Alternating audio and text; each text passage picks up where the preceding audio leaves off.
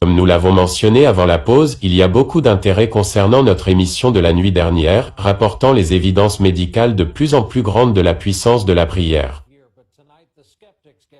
Malgré les sceptiques qui continuent à douter et de parler. La conclusion de la partie 2 de notre sujet. Est-ce que la prière guérit? Le docteur Andrew Newberg dit qu'il a la preuve que la prière guérit, montrant les réactions du cerveau à la prière. Vous voyez ici, ces zones du cerveau sont en rouge quand la personne est au repos. Mais ici, les couleurs passent en jaune quand la personne est en train de prier.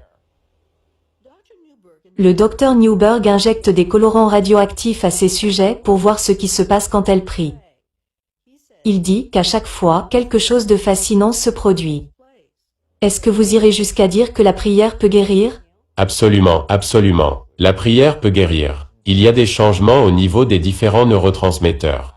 Des éléments chimiques dans notre cerveau qui aident à libérer des choses comme la sérotonine et la dopamine dans le cerveau. Certaines de ces choses peuvent aider à soulager des douleurs. Les résultats des recherches du Dr Newberg sont dans son livre. Ce sont des centaines d'études des dernières décennies. Alors que le corps médical a un nouveau regard sur le rôle de la religion dans la médecine moderne.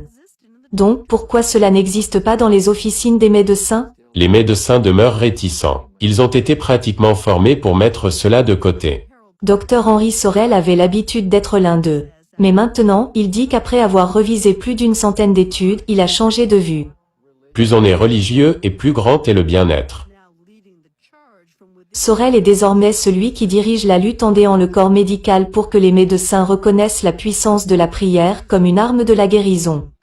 Comme dans les études de l'université Duke qui a reconnu que ceux qui prient journellement ont 40% moins de chances d'avoir une hypertension. D'autres études disent que la prière peut réduire la dépression et l'anxiété. Nous pensons que la recherche montre et montrera que les gens dont la foi est supportée par leur corps médical iront beaucoup mieux. À notre connaissance, ce n'est pas un remède contre le cancer. Cela ne va pas guérir quelqu'un d'une maladie cardiaque. Nous ne pouvons pas dire aux gens de prier pour aller mieux.